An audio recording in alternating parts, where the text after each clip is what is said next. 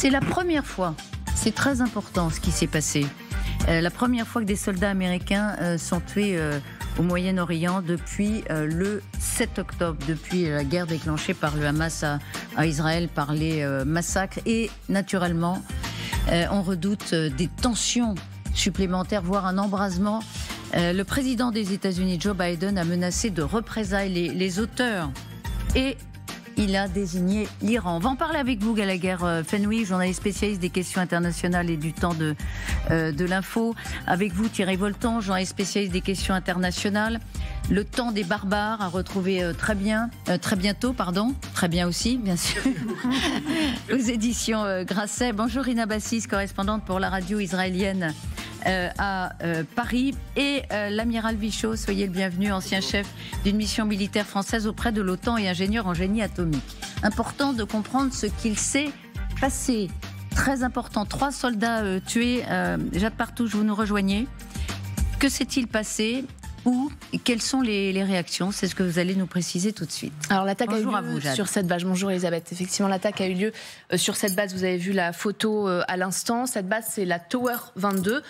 On est en Jordanie, au point le plus nord-est du pays, à la frontière avec la Syrie, qui est donc au nord, et à l'Irak, et la frontière avec l'Irak à l'est. 3 soldats américains ont donc été tués dans la nuit de samedi à dimanche par un drone d'attaque qui a atterri dans des quartiers d'habitation de la base militaire. 34 blessés pour le moment, sur les 350 soldats présents sur cette base, des soldats qui assurent en fait dans cette région des missions de soutien en Jordanie dans la lutte contre l'État islamique. Par exemple, il y a des formateurs américains qui font régulièrement des exercices militaires, qui collaborent aussi avec l'armée syrienne dans une base qui est à 16 km côté Syrie, dans la base Al-Tanf. Vous avez donc un noyau de soldats américains qui est situé dans cette région. Cette attaque a été revendiquée par la résistance islamique en Irak sur leur compte Telegram, un groupe qui est, on le sait, soutenu par l'Iran, ce qui permet donc de fait à l'Iran de s'en laver les mains, et elle réfute toute implication en disant,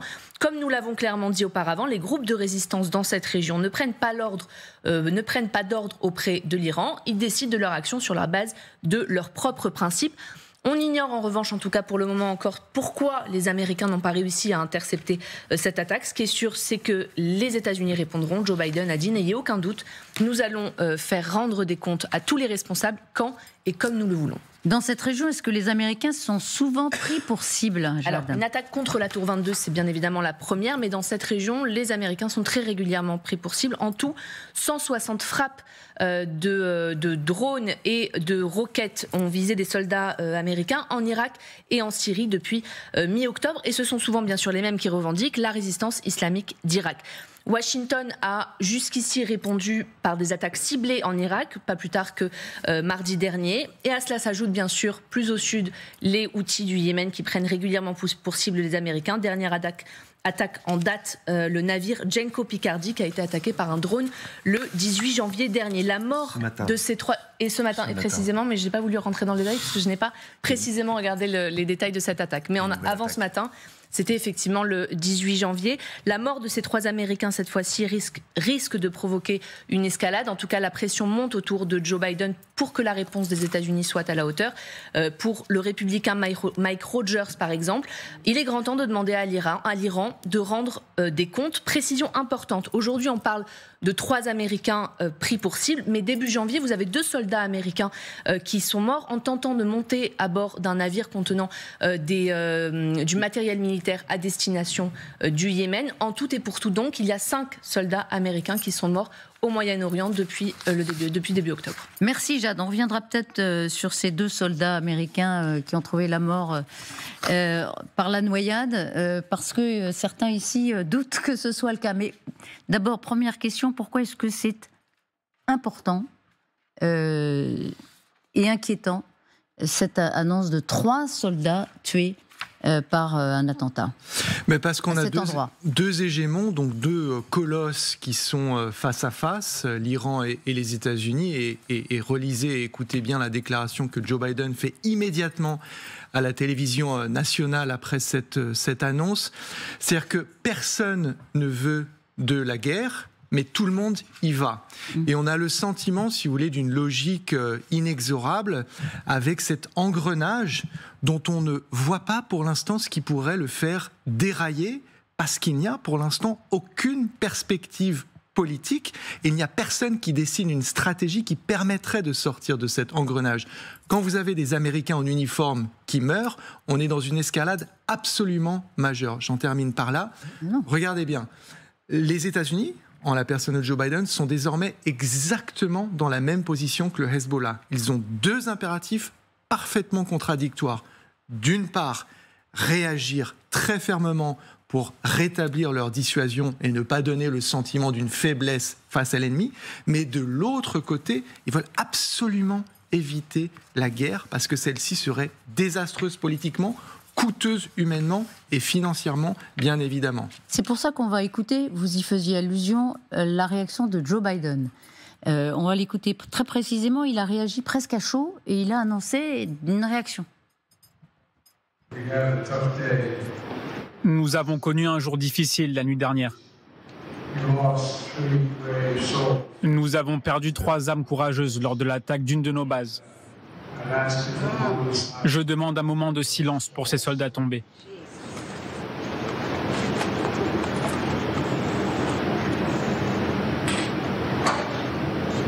Nous y répondrons.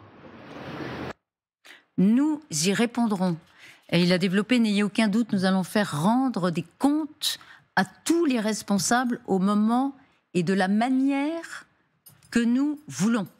C'est exactement ce que les Iraniens avaient dit, avaient promis quand les Américains ont assassiné Qassem Soleimani en Irak. Les Irakiens, mot pour mot, vous pouvez reprendre leur communiqué, on dit la même chose. Nous choisirons la manière et l'heure de notre réponse. Et quelle conclusion vous tirez de cette comparaison ?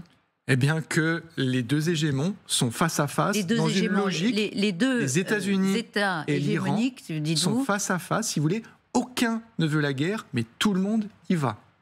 Donc on se rapproche du risque on est jour après jour, mais qu'est-ce qui sera plus fort, de ne pas vouloir la guerre ou de ne pas pouvoir éviter de faire la guerre ? C'est ça la question ? Oui, la guerre, je pense que la guerre est souvent plus forte que c'est la volonté de l'éviter. Donc maintenant, il faut trouver une manière d'enrayer cet engrenage, cette logique, si vous voulez, dont on voit qu'elle est de plus en plus coûteuse et qu'elle va nécessiter des réponses de plus en plus disproportionnées. Et ça, ce qui déclenche cet engrenage, c'est la mort de 3 soldats sous uniforme dans cet endroit-là. Amiral. À mon avis, il y a plusieurs choses. D'abord, cette réponse, ça veut dire que les Américains, pour le moment, nous ont été pris un peu au dépourvu et ne savent pas qu'est-ce qu'ils vont faire. Je pense que ils ont, comme les Iraniens d'ailleurs, au moment d'un attentat, ils cherchent à calibrer leur réponse. Donc c'est une réponse de précaution destinée à gagner du temps. Ce qui est certain, c'est que c'est la première fois que les Américains sont attaqués en Jordanie. Et d'ailleurs, pensons aussi aux Français qui sont en Jordanie, là où le président avait été fait porter ses vœux aux armées. On a aussi des gens en Jordanie. Jad nous a dit qu'il y avait 350 soldats américains présents sur cette base. Oui, c'est Fort Apache. Mais que par ailleurs, il y a eu 160 attaques dans la région. Oui, mais la Jordanie, c'est la première fois. Il ne se passait rien. Excusez-moi, la Jordanie, c'est la première fois. Jusqu'ici, la Jordanie était en quelque sorte sanctuarisée. Donc, en tant qu'attaque venant du front de la résistance par la République islamique. Exactement. Les gens qui étaient en Jordanie pouvaient légitimement se sentir en confiance. D'ailleurs, ceci explique peut-être aussi la surprise dans cette attaque de drone. Sauf qu'ils sont à la frontière. Ils sont à la frontière, ils sont pas loin, mais je vous disais, c'est Fort Apache. Si vous regardez la photo de la base, ça rappelle les westerns de ma jeunesse. Ils sont dans leur camp. Ils sont pas mélangés avec les Arabes qui sont dans le camp d'à côté.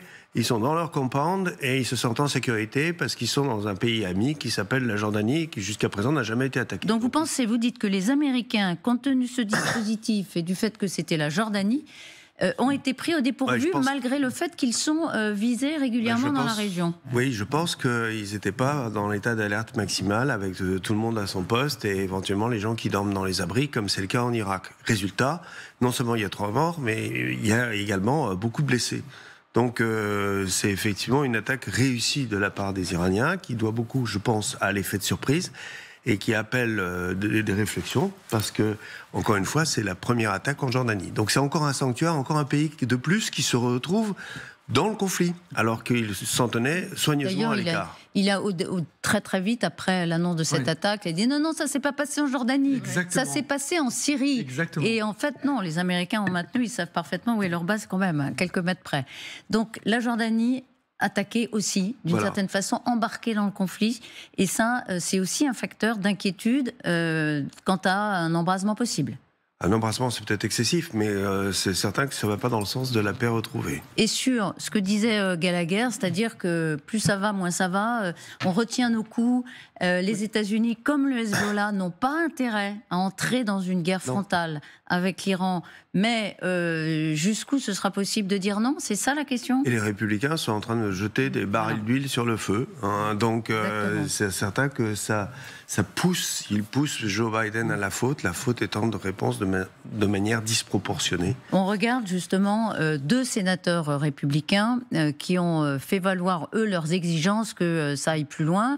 L'administration Biden peut éliminer tous les mandataires iraniens qu'elle souhaite, mais elle ne dissuadera pas l'agression iranienne. J'appelle l'administration Biden à frapper des cibles importantes en Iran, non seulement en représailles, mais aussi à titre de dissuasion contre une future agression. Donc eux, oserais-je dire, sont des pousses au crime. Ils veulent que le territoire iranien soit touché. Est-ce qu'on a l'autre tweet de l'autre sénateur? Voilà. Cibler Téhéran. Voilà, 2 mots, c'est simple. Il faut frapper l'Iran. Pour aggraver les choses, il vient d'y avoir une attaque par missile des Houthis sur un navire américain, un navire de la flotte américaine, qui est une base en soutien de la 5e flotte, justement dans le détroit de Bab el-Mandeb. Donc vous nous dites qu'ils en rajoutent? Ils en rajoutent. Ils en rajoutent. Là, c'est les Houthis qui s'en mêlent et qui attaquent à nouveau les Américains. La résistance islamique en Irak, c'était... On va regarder la carte de ce qu'on appelle maintenant les proxys de l'Iran, avec donc la résistance islamique, les Houthis, dont on vient de parler avec vous, Amiral, évidemment le Hamas et le djihad islamique, voilà, et le Hezbollah. Résistance islamique, donc, qui est basée en Irak, très précisément. Voilà. Est-ce qu'il faut s'inquiéter d'un crantage supplémentaire dans les conflits dans la région, Rina? Oui, je crois que ce qui est intéressant, c'est qu'on a parlé des attaques des Houthis, même peut-être ce matin, mais les Houthis, dès le début, ils ont essayé au moins de dire en permanence qu'en fait leur ennemi c'est Israël et toutes ces attaques, c'est vrai, ils attaquent les Américains, mais les cibles c'est Israël, c'est pour protéger le Hamas, pour protéger les Palestiniens, etc. Mais là, en Jordanie, on a vu une autre chose, parce que les 160 attaques que Jade a évoquées, c'était des attaques contre les Américains, c'était pas des attaques contre Israël. Et on voit l'Iran qui, en fait, depuis le 7 octobre, joue ce jeu très dangereux d'être en guerre sans être en guerre. Mais là, effectivement, l'Iran a pris ça à un autre niveau. Parce que tuer des soldats américains et on est avant des élections, bien sûr, ça nous met dans une situation complètement différente. Et Biden, il n'aura pas le choix que réagir. Alors jusque-là, il ciblait spécifiquement l'Irak. Là, effectivement, l'Iran... Est-ce qu'on peut imaginer que c'est une bavure? Est-ce que on peut imaginer que la résistance islamique en Irak se soit autosaisie, comme d'une certaine façon le Hamas était allé peut-être un peu trop loin par rapport à ses plans? Non. Vous pensez que l'Iran, que Téhéran a commandé qu'on tue des soldats américains? Alors ni l'un ni l'autre.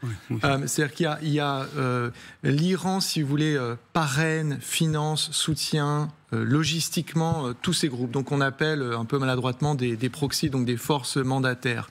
Et il y a évidemment, si vous voulez, un corridor direct qui mène à Téhéran, mais ils ont un certain degré d'autonomie. La résistance islamique, c'est pas la première fois qu'on entend parler d'eux, puisque les Américains les ont déjà ciblés en Irak, parce que eux-mêmes ont participé à ce qui est très bien décrit Jade, c'est-à-dire entre 160 et 170 attaques contre les emprises américaines en Irak. Il y a 2500 soldats américains en Irak. En Syrie, il y en a 900.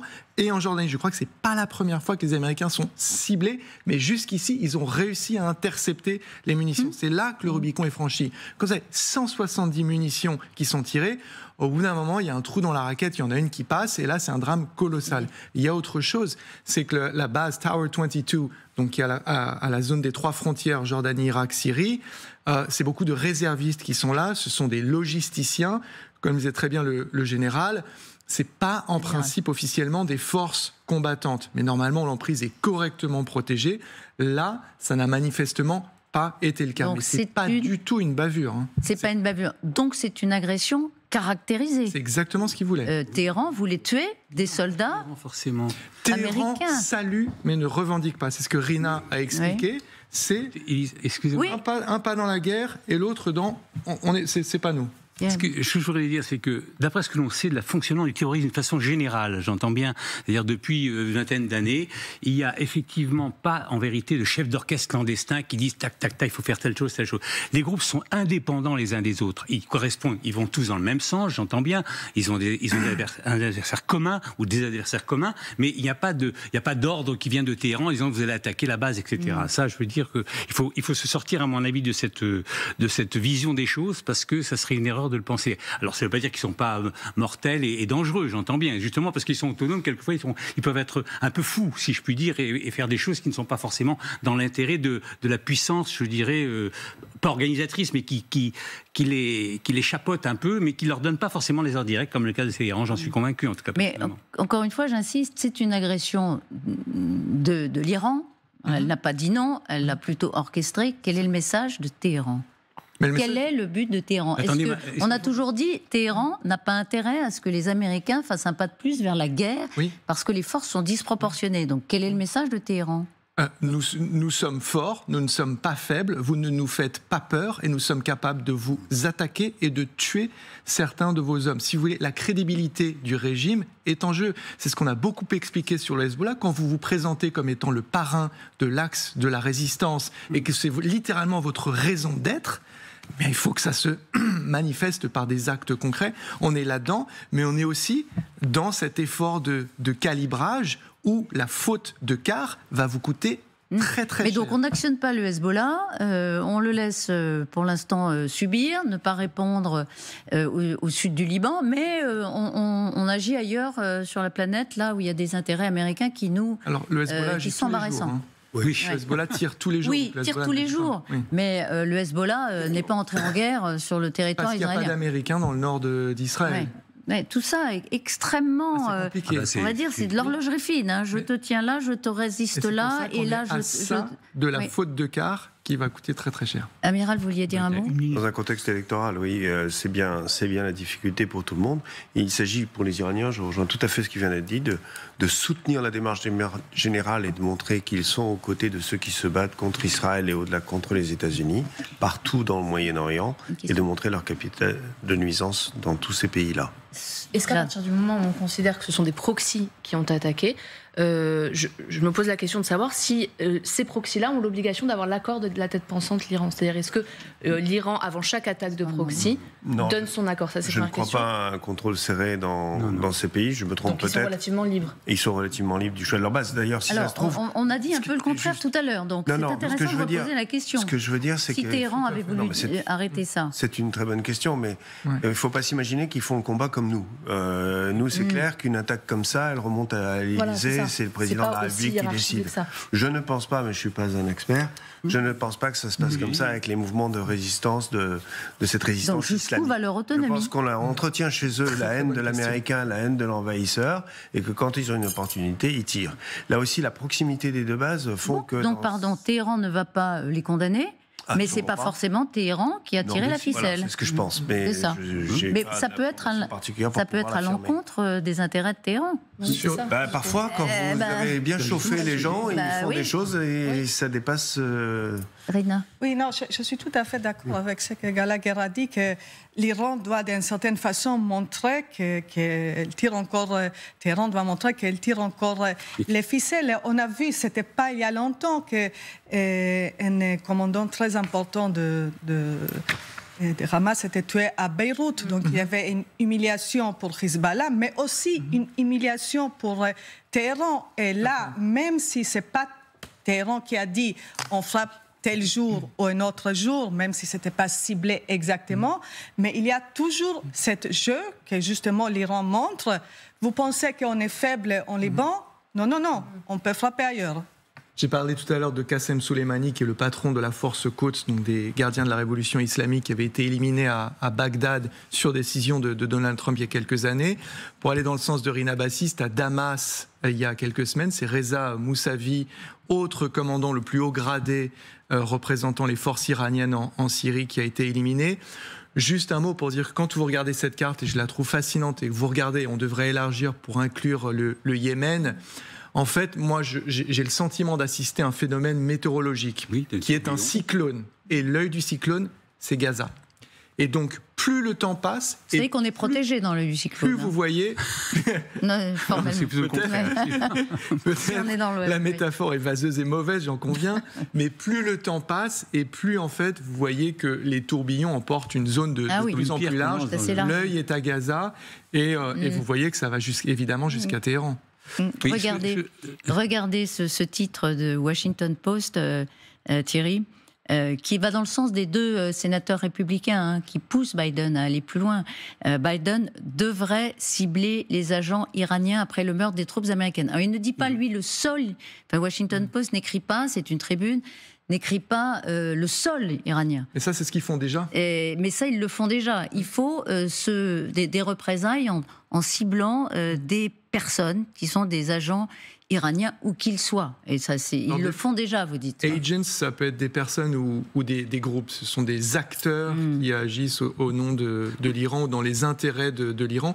C'est ce qu'ils font avec les Houthis.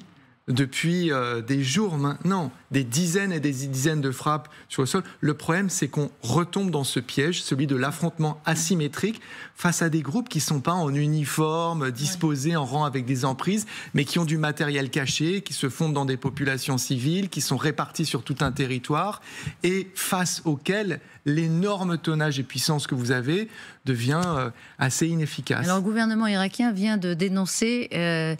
plutôt demande à ce qu'on stoppe la spirale. C'est un hommage à votre démonstration. La spirale de la violence. Il y a une spirale.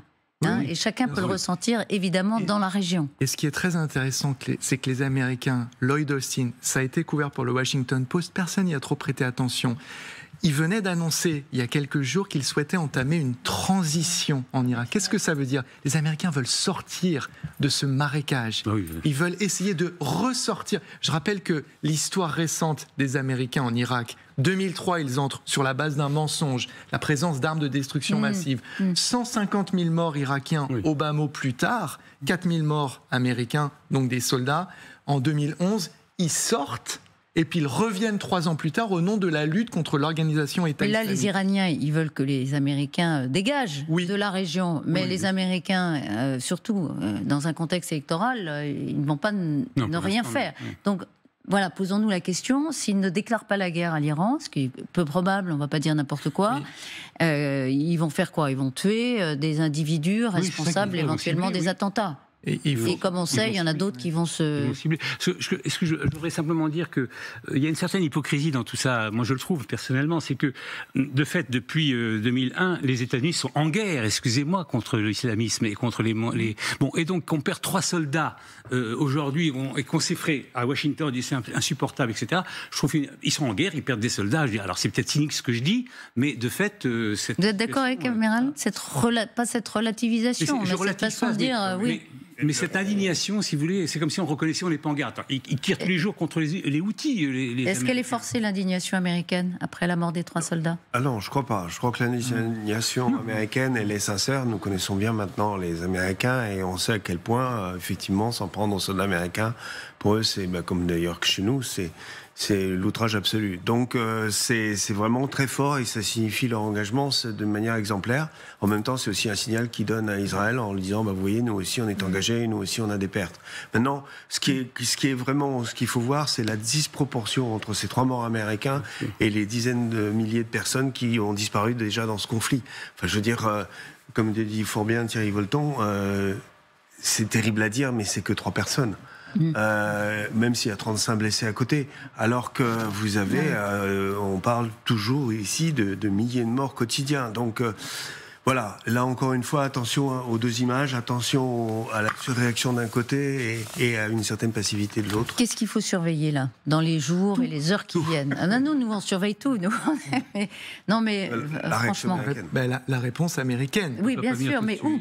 Ah ben, ça c'est l'effet de surprise. Est-ce que ça va avoir un effet sur ce qui se passe en Israël? Moi je pense surtout qu'il faut surveiller la réponse américaine aux États-Unis. C'est que les adversaires de Biden, au sein de son propre parti, vont dire qu'il entame quand même une campagne électorale. On se souvient très bien de Trump avec America First. Il ne faudra pas avoir des soldats américains tués dans des guerres, loin de chez nous, etc. Donc là, il faut voir si Biden aura le courage, si c'est ça le mot à choisir, justement de prendre une action qui va montrer à Iran, on est là, on ne part pas tout de suite. Il y a un seul pays qui est content, entre guillemets, le terme est un peu cynique de cette situation, c'est Israël. C'est Israël. On rappelle que l'Iran est l'ennemi d'Israël. Parce que évidemment, l'ennemi désigné. Parce que les deux slogans de l'Iran, c'est mort à Israël, mort aux États-Unis, le petit et le grand Satan.